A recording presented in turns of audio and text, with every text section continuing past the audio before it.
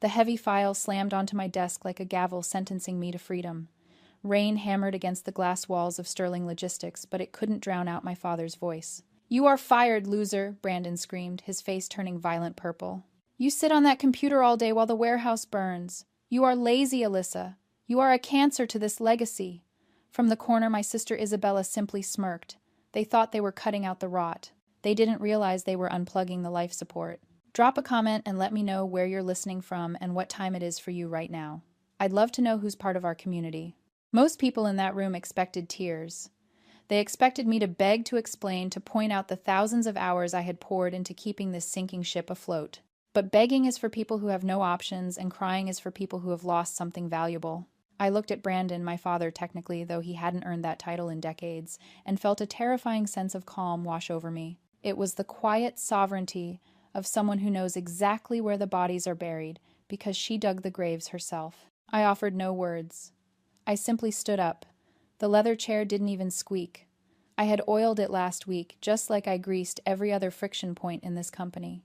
I reached behind my monitor and located the single, encrypted external hard drive connected to the main server.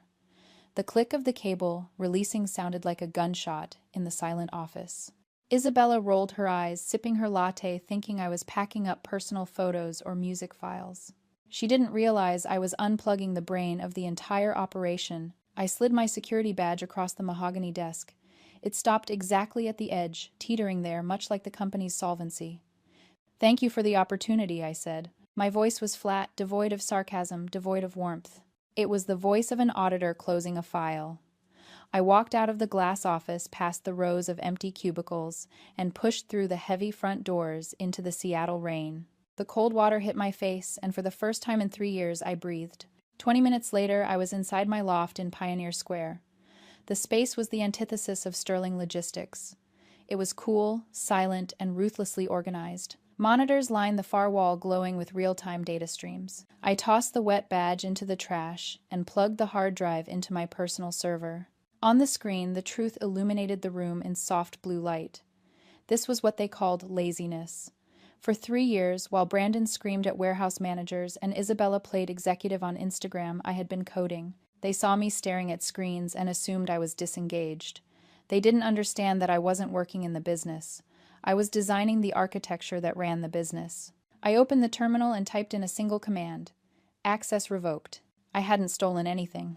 The code, the routing algorithms, the inventory prediction models, they were all my personal intellectual property licensed to Sterling Logistics on a month-to-month basis for the price of $0. I had effectively been donating a Ferrari to a family that complained about the color while driving it. Today, I simply took the keys back. But that wasn't the only leverage I had. A second window opened, logging into a secure portal for a shell corporation named Apex Ventures. My family thought I was broke, living paycheck to paycheck on the meager salary they deigned to pay me. They didn't know about the software patch I sold to a supply chain giant 2 years ago for $504,000. They didn't know that, instead of buying a luxury car or a condo, I had used that capital to form Apex Ventures. And through Apex Ventures, I had been quietly buying up Sterling Logistics' distressed debt from banks that were too nervous to hold it. I looked at the balance sheet. I wasn't just their fired employee. I was their majority creditor. They had fired the only person who knew how to run the company, and worse, they had just declared war on the bank. I took a sip of tea, watching the rain streak against the window. They wanted a boss. Tomorrow they would get one. That night, the notifications on my phone lit up the dark loft like warning flares. I hadn't left the family group chat yet. I wanted to see them celebrate. It was a masochistic impulse, perhaps, or maybe just data collection. I opened the thread, and there it was, a high-resolution photo taken at the Prime Cut, the most expensive steakhouse in Seattle. Brandon was holding a glass of Cabernet, his face flushed with the kind of manic joy usually reserved for winning a lottery. Beside him, Isabella was beaming, clutching a flute of champagne. The caption typed by my father read, "Trimming the fat, Sterling Logistics is finally lean and efficient to new beginnings." I zoomed in on the image. They weren't just happy I was gone. They were euphoric. It was a victory lap. Minutes later, Isabella posted a story to her personal feed. It was a selfie taken in my old office, her designer boots resting on the desk I had cleared out hours ago. The caption read, "Finally, a VP office that fits my vibe. No more gloomy energy in here." I stared at the screen, and for a moment the old hurt tried to surface, the stinging rejection of a child who just wanted to be useful. But I crushed it instantly under the weight of cold analysis. This wasn't about business performance. It never had been. If it were about performance, they would have fired Isabella 3 years ago when she accidentally ordered 40,000 units of the wrong inventory because she didn't like reading spreadsheets. No, this was structural. This was the golden child syndrome in its purest, most toxic form. Brandon didn't fire me because I was bad at my job. He fired me because my competence was an insult to his ego. For a narcissist like my father to feel powerful, he needed a contrast. He needed a scapegoat to carry the burden of failure, so that he and Isabella could shine in the reflection of their own delusion. I was the designated loser. My silence was necessary for their noise to sound important. By firing me, he wasn't trimming fat. He was trying to purge the only person who reminded him that he didn't actually know how to run his own company. My phone buzzed again. A direct text from my mother, Erin. "We did this for your own good, Alyssa. You've been drifting for too long, relying on family handouts. You need to learn the value of hard work and struggle. Please don't come to Sunday brunch until you have a real job and can pay for your own meal." I read the message twice. Relying on handouts. The irony was so sharp it almost drew blood. I had secretly covered the last 3 payroll cycles with personal loans funneled through Apex Ventures because Erin had drained the operating account to renovate her kitchen. They thought I was a leech because I never corrected them. I had let them believe the lie because I thought protecting them was my duty. But duties are part of a contract, and they had just breached it. I didn't reply. I didn't defend myself. Defending yourself to people committed to misunderstanding you is a waste of energy. I simply took a screenshot of the texts and added them to a folder labeled Evidence. Then I set my phone to Do Not Disturb. They were toasting to their efficiency, drinking vintage wine paid for with credit I had secured for them. They had no idea that the efficiency they were celebrating was a ghost I had already exorcised from the machine. They were feasting on the deck of a ship that had already lost its engine. I closed my eyes and went to sleep, knowing that tomorrow the hangover would be catastrophic. The next morning, the sun didn't rise for Sterling Logistics. The rain was still falling, but inside the office, a different kind of storm had broken. I watched it unfold remotely from my monitors like a general observing a battlefield from a satellite. By 8 a.m., the first frantic calls started hitting the main switchboard. I had access to the VoIP logs, so I could see the volume spiking red bars climbing higher and higher on my screen. The automated routing system I had built, the one that seamlessly directed calls to the right department based on client priority and issue type, was offline. Now every single call was dumping into the general queue. The receptionists were drowning. But that was just the noise. The real catastrophe was happening in the warehouse. Brandon called me at 9:15 a.m. I let it ring. He called again at 9:16, 9:18, and 9:20. Finally, I picked up, putting the phone on speaker while I made coffee. "What did you do?" he screamed. There was no hello, no preamble, just raw panic disguised as rage. "The trucks aren't moving. The drivers are sitting at the docks because the manifests won't print. We have $50,000 of perishable inventory spoiling on the loading dock right now." "I didn't do anything, Brandon," I said, my voice calm, contrasting sharply with his hysteria. "I was fired yesterday. Remember?" "Don't play games with me. You deleted the system. The computers are locked out. It says, license expired. Fix it now." "I didn't delete the system," I explained, as if talking to a child who had broken a toy. "I revoked the access license. That software, the routing algorithms, the inventory management, the automated manifesting that wasn't company property. I wrote it. On my own time, on my own equipment. It belongs to me. I was letting you use it for free." "That's a lie. You wrote it while you were working for me." "Check your employment contract," I said, taking a sip of coffee. "The one you made me sign to limit your liability. It specifically states that any intellectual property created outside of assigned duties belongs to the employee. My assigned duties were operations manager, scheduling shifts, and ordering supplies. Coding enterprise-level software was never in my job description. You made very sure of that when you refused to give me a CTO title." There was silence on the line, heavy and suffocating. This was the efficiency paradox in real time. For years, Brandon had walked past my desk, seen me typing lines of code, and assumed I was wasting time. He saw stillness and thought it was laziness. He didn't understand that in the modern world, the most powerful work is often invisible. He valued motion, people running around, shouting, sweating. He thought that was productivity. Now he was getting exactly what he wanted. Everyone was running around, shouting and sweating, and nothing was getting done. "You are holding this company hostage," he hissed. "No," I corrected. "I'm just no longer subsidizing your incompetence. You wanted to trim the fat, you just lost the muscle." "I will sue you," he shouted, his voice cracking. "I will sue you for every penny you have. I will bury you in legal fees until you are begging on the street. You are cut off, Alyssa. You hear me? No trust fund, no family support, nothing. You are dead to us." "Okay," I said. "Good luck with the trucks." I hung up. My heart was racing, but not from fear. It was adrenaline. He had played his card, the threat of legal destruction. It was the only move he had left. He thought he could bully me into submission because he still saw me as his dependent daughter. He didn't know he was threatening the one person who held the deed to his glass house. I turned back to my screens. A new notification popped up on my secure dashboard. It was an automated alert from the banking system monitoring Sterling Logistics accounts. Alert missed payment. Vendor Apex Ventures. Amount $12,000. Status default. They were so focused on the chaos in the warehouse that they had forgotten to pay the shadow bank that kept them solvent. Brandon had just handed me the weapon I needed. He threatened to sue me. Fine. I would do something much worse. I would foreclose on him. I picked up my phone and dialed my lawyer. "It's time," I said. "Execute the debt-to-equity swap and initiate the forensic audit. I want to see every single transaction from the last 5 years." The game was over. The war had just begun. The default notification on my screen wasn't just a red pixel. It was a green light. Brandon had threatened to bury me in legal fees, to starve me out, to cut me off from a family trust that had been empty for a decade. He was trying to fight a modern war with medieval weapons, shouting intimidation and bluster. He didn't realize I had already deployed the nuclear option. I dialed my attorney, Marcus. "They missed the payment," I said. "Execute the debt-to-equity swap. Convert the outstanding loans into voting stock immediately. And file the emergency injunction to freeze the corporate accounts." "Are you sure?" Alyssa Marcus asked. "Once we file this, there's no going back. It's a hostile takeover." "It's not hostile," I corrected, watching the rain streak down my loft window. "It's a rescue mission. Do it." I hung up and turned back to my server. Now that Apex Ventures, my anonymous holding company, had technically triggered the ownership clause, I had the legal right to access the raw, unfiltered financial data of Sterling Logistics. For 3 years as the operations manager, I had only seen the operational budget. I knew how much we spent on fuel packaging and payroll. But the executive accounts, the discretionary spending that Brandon and Aaron guarded like state secrets, those had always been black boxes. Not anymore.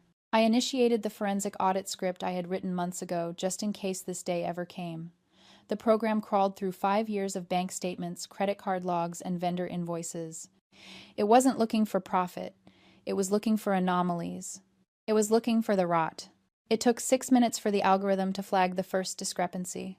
I leaned in my eyes, narrowing.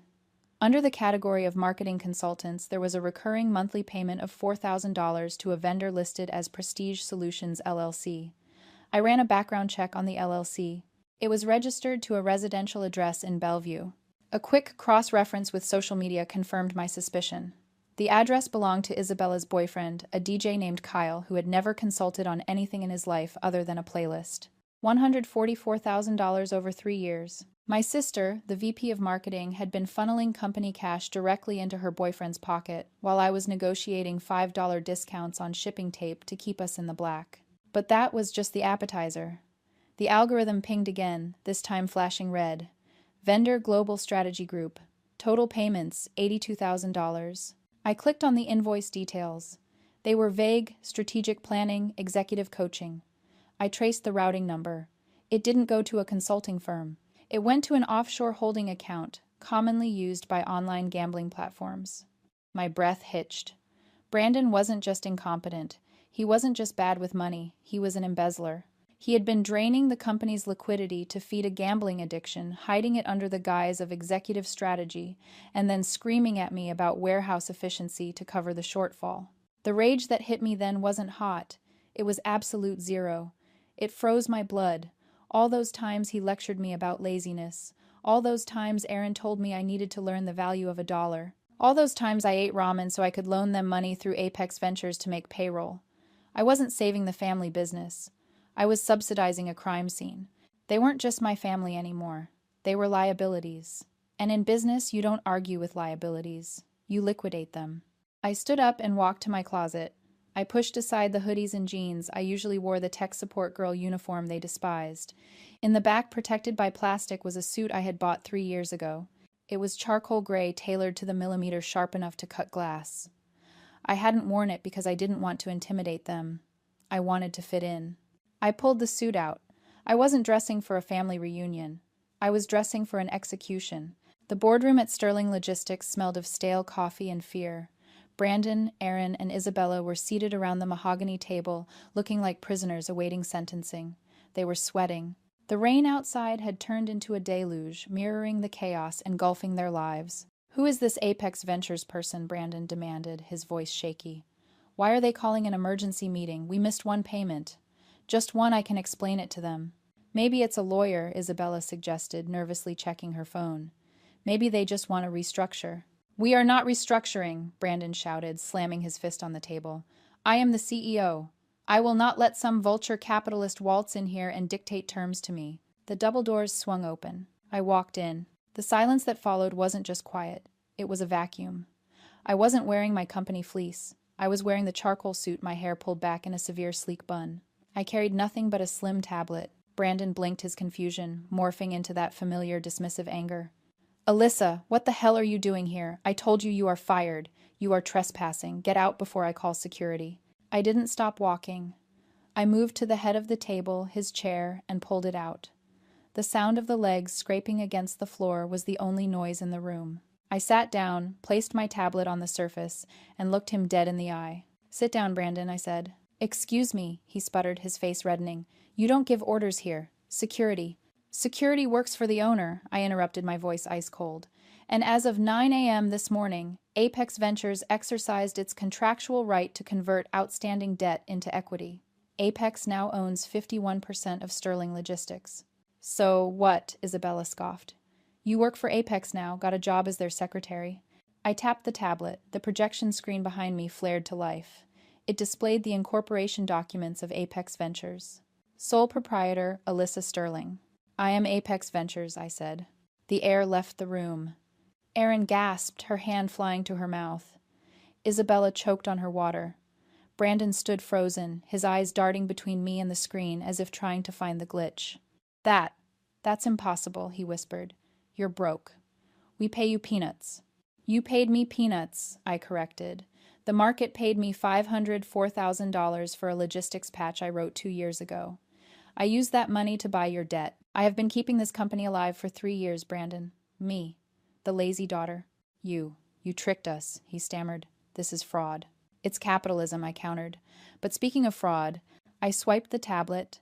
The screen changed. It now displayed a spreadsheet with highlighted rows.